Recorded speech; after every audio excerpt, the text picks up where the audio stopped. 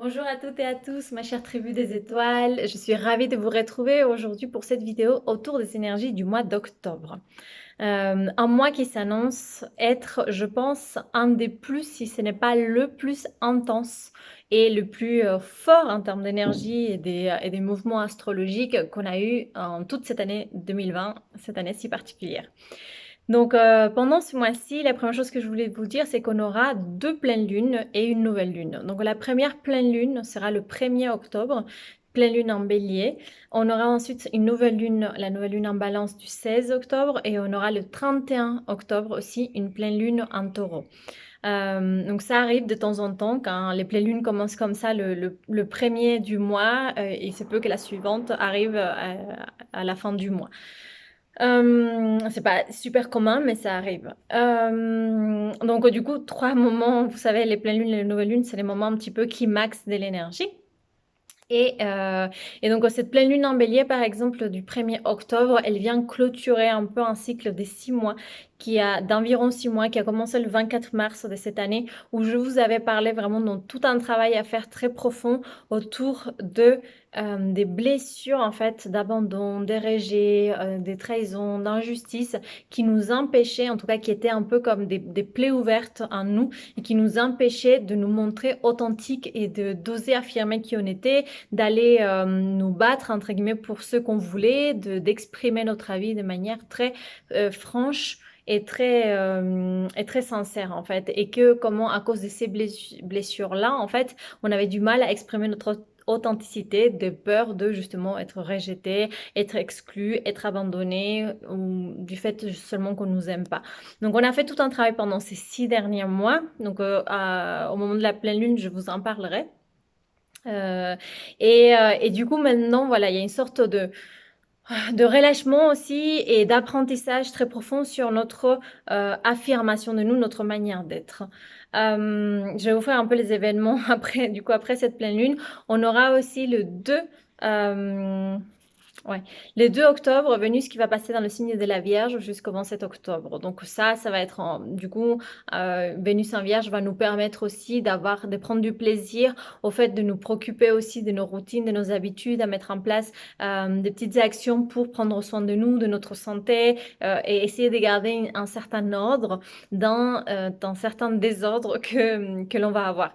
Et pourquoi ces désordres? Je vais vous expliquer de manière un petit peu plus macro, c'est que comme vous le savez, en fait, on a plein de choses qui se passent dans le signe du Capricorne. Donc, on a une triple conjonction entre Jupiter, Pluton et Saturne qui sont là, très proches, les uns après les autres. Ils sont en train de venir, c'est tout l'enjeu de l'année 2020, venir déstructurer un peu nos structures, nos piliers de vie, nos systèmes sociaux, économiques, de santé et nos piliers de vie en tant qu'être humain. Donc, notre notion de la réussite, notre travail, notre lieu de vie, pourquoi pas, pour certains, ça sera le couple. Donc, on a ce groupe des planètes que je appelle le poids lourd en Capricorne. Et pourquoi je vous dis qu'octobre, ça sera le mois le plus intense? C'est que en astrologie, comme vous savez, les angles que forment les planètes les unes aux autres, en fait, ça nous parle aussi des tensions ou alors d'une énergie fluide entre les planètes. Donc, imaginez qu'on a tous ces 3 planètes-là en Capricorne qui sont déjà des planètes lentes, donc elles ont un impact fort au niveau collectif et ça a des impacts aussi importants au niveau individuel quand on sait les reconnaître. Et donc, ces 3-là, ils vont en fait recevoir comme des rayons, en fait, comme des tensions, en fait, des 2 côtés. D'abord, du côté de la Balance, on va dire, le signe de la Balance, c'est opposé à 90 degrés du Capricorne. Et en fait, ça sera le Soleil qui va petit à petit avancer dans le signe de la Balance et qui va créer ces carrés, ces tensions. Qu'est-ce qui veut dire? Que le Soleil en Balance, en fait, indique que notre énergie vitale, notre identité, tout est mis en marche, on va dire, pour trouver un certain équilibre.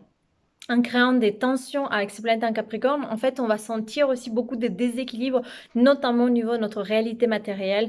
Bon, au niveau de nos relations, n'en parlons même pas, mais il y aura vraiment des déséquilibres et qui vont nous faire, du coup, devoir chercher des nouvelles équilibres, en fait. Sortir des vieux consensus et des choses qui ne sont plus convenables pour nous pour trouver un équilibre où justement, là c'est l'enseignement de la pleine lune en Bélier, où justement on va pouvoir s'exprimer, être un petit peu plus authentique. Donc ces tensions-là, bon, c'est une chose de l'autre côté, on a aussi Mars qui est dans le Bélier, qui est en train de rétrograder, donc qui fait un mouvement comme s'il revenait en arrière. Et en revenant en arrière, entre guillemets, il va commencer à faire aussi des tensions très fortes à ces planètes en Capricorne. Donc on a les planètes en Capricorne qui déstructurent la réalité matérielle, et on a le Soleil en Balance d'un côté et Mars en Bélier de l'autre, qui sont en train d'envoyer en fait des pics et des tensions, on va dire.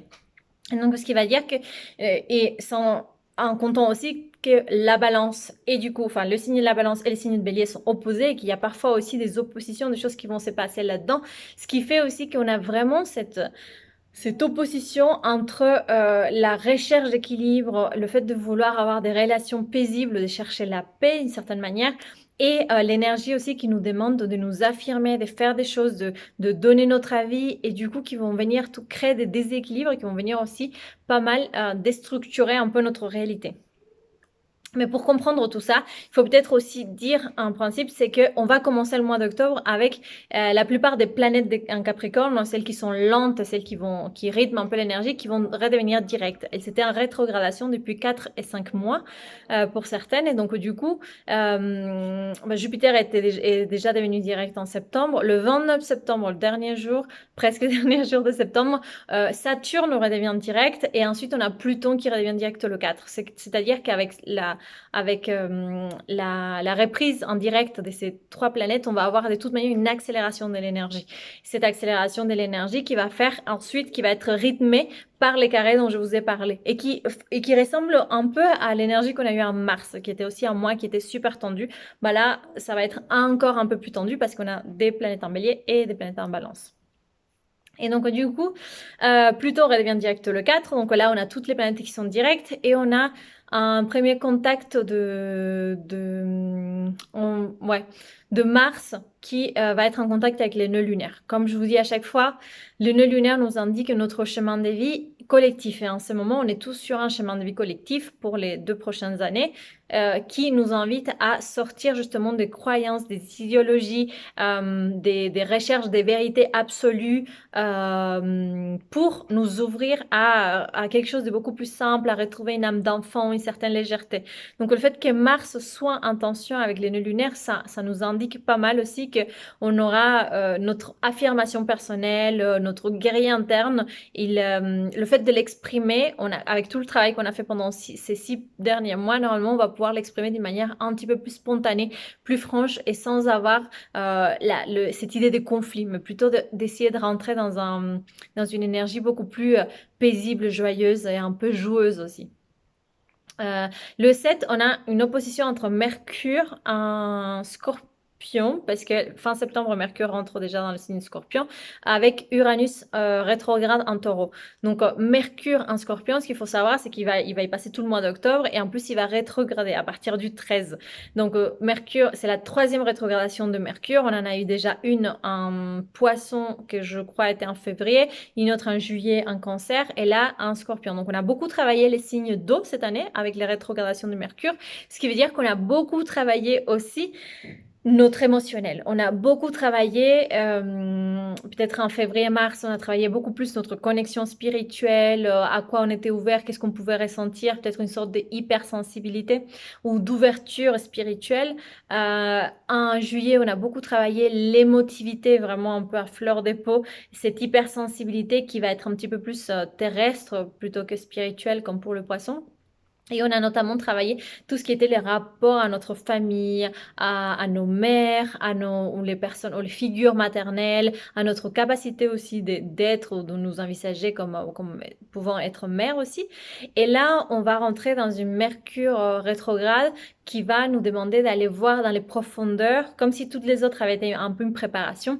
Et là, on va aller voir dans les profondeurs un peu des choses qui sont pas forcément très jolies. C'est-à-dire que les émotions, bah voilà, elles nous embêtent généralement quand on ne sait pas bien comment les gérer, mais on arrive quand même à les gérer, on arrive quand même à travailler avec ça, on a besoin de prendre conscience de ce qu'on ressent, pourquoi. Bah là, c'est Mercure rétrograde, non, c'est pas seulement les émotions, c'est pas juste l'émotionnel, mais c'est les émotions profondes, les émotions qui sont souvent liées à des émotions de rage, de colère, de possessivité, des jalousies, de haine aussi, en fait. Et c'est possible que l'environnement externe nous fasse nous retrouver en contact avec toutes les émotions qui sont, on va dire, causées par la peur, en fait. Les émotions qui vraiment sont dérangeantes parce qu'en fait, on peut pas faire, on a l'impression qu'on peut pas faire autrement.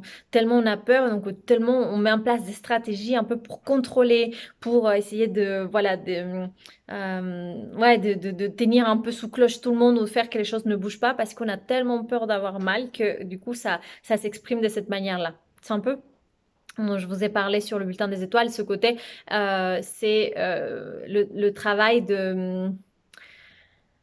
d'aller voir l'ombre en fait, d'aller voir les parties sombres de nous, les parties qu'on n'a pas vraiment envie de regarder. Et donc après toute cette année, maintenant on est prêt à faire ce travail-là. Donc bon, ça c'est... Et du coup, pendant cette rétrogradation, avant et pendant la rétrogradation, on a Mercure qui va faire des oppositions à Uranus. Uranus, souvenez-vous, c'est la planète de la libération, c'est la planète de la rupture, c'est la planète du changement. Ce qui veut dire que tout ce travail avec Mercure, en fait, va nous permettre, en tout cas, on va pouvoir voir en face, une opposition, on voit en face l'énergie, c'est-à-dire de voir ces ombres, ces choses-là, et voir aussi le chemin pour se libérer.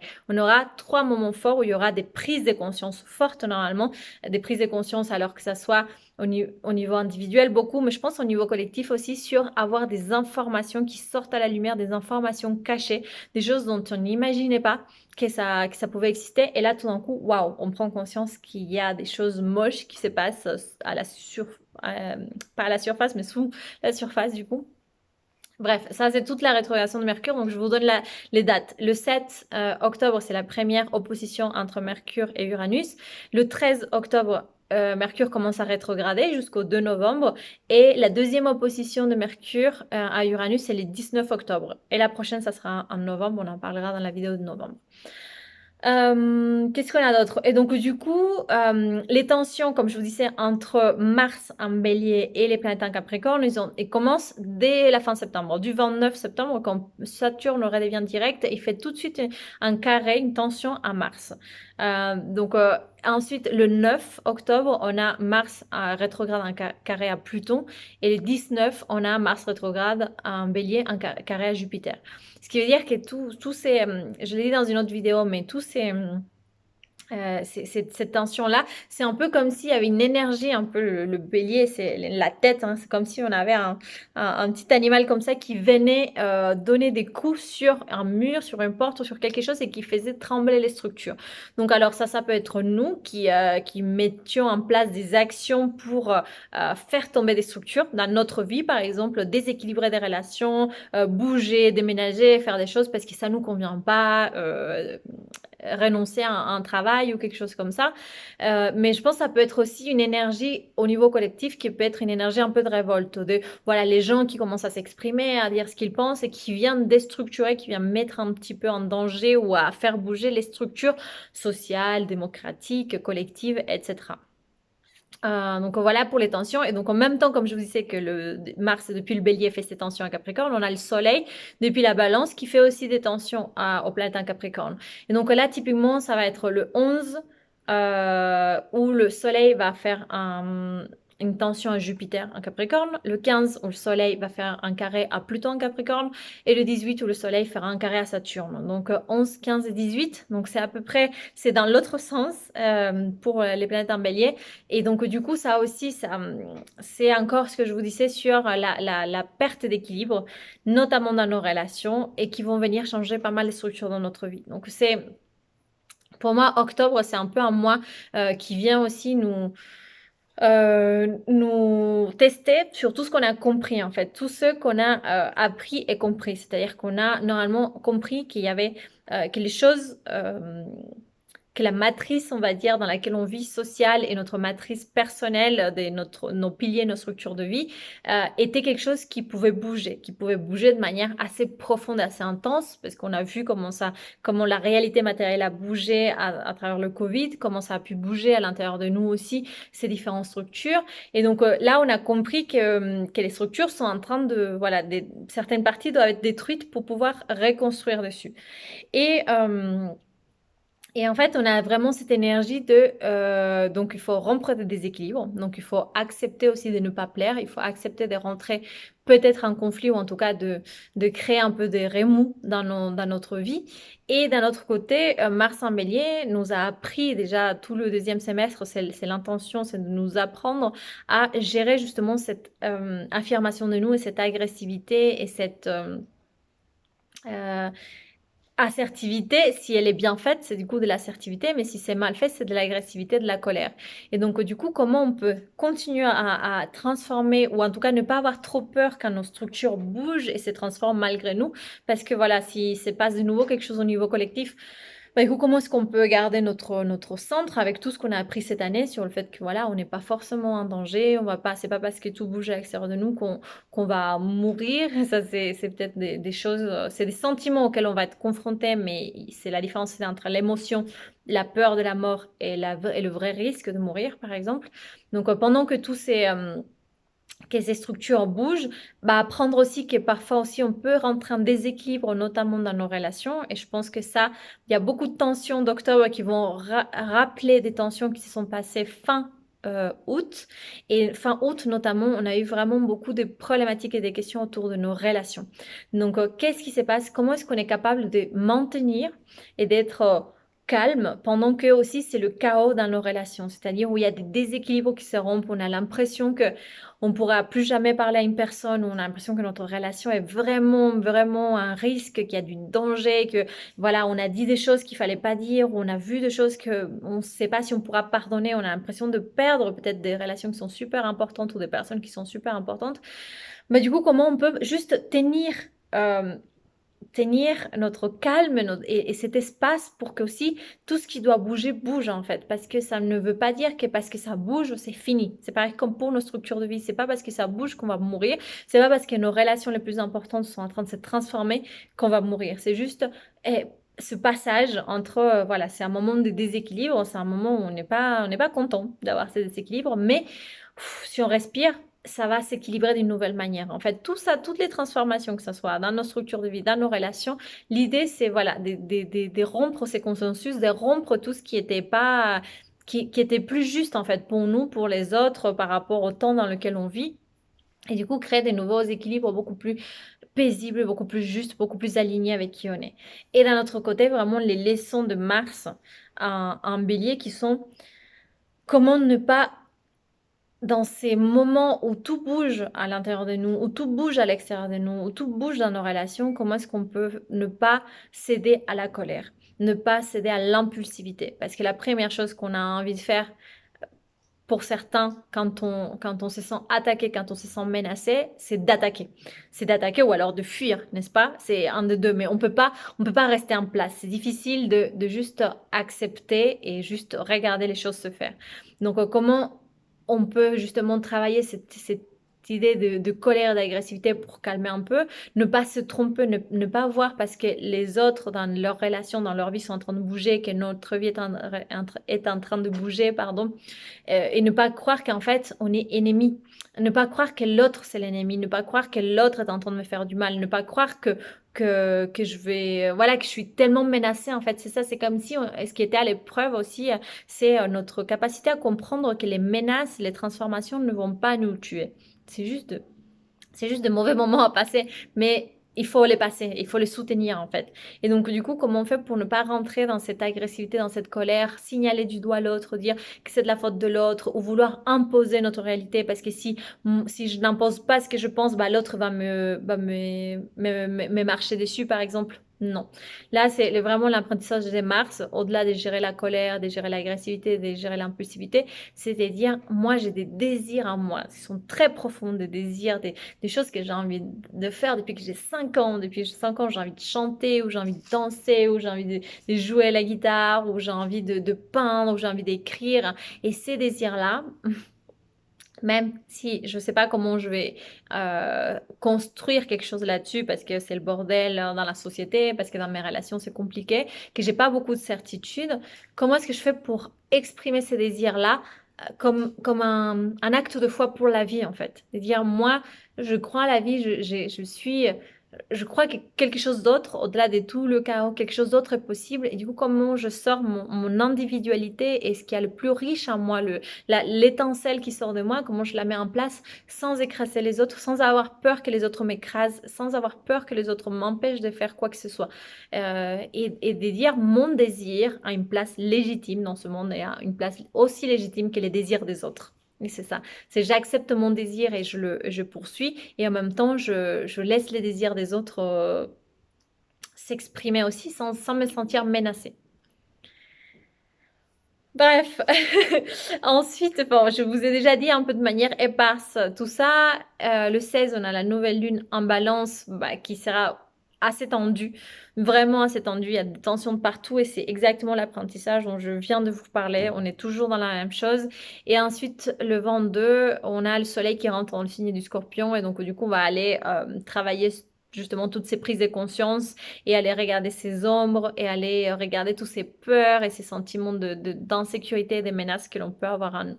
Et comme je vous disais, le mois c'est fini le 31 octobre par une pleine lune en taureau.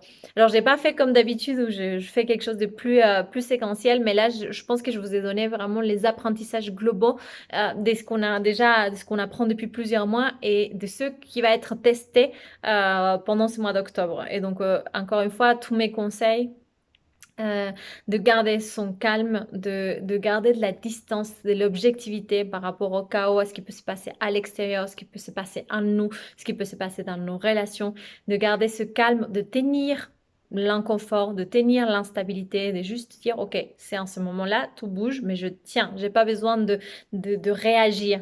Et d'un autre côté, aller vers ses désirs, aller vers ce que ton cœur, votre cœur vous dit de faire sans avoir peur que les autres, d'être une menace pour les autres, ou que les autres soient une menace pour nous. Ça, c'est quelques-uns des conseils pour ce mois d'octobre. Si vous voulez suivre un petit peu plus l'énergie au jour le jour, vous savez que vous pouvez suivre le compte du Bulletin des Étoiles sur Instagram, de vous inscrire à la newsletter pour recevoir le décryptage de chaque nouvelle lune et pleine lune chaque mois. Et ce mois-ci, ça sera assez important, je pense. Je vais vous donner pas mal de conseils aussi de comment gérer, comment garder le calme pendant cette énergie-là. Et je vous souhaite un magnifique mois d'octobre et avec beaucoup de foi et beaucoup de calme pour le passer de la meilleure des manières. À bientôt.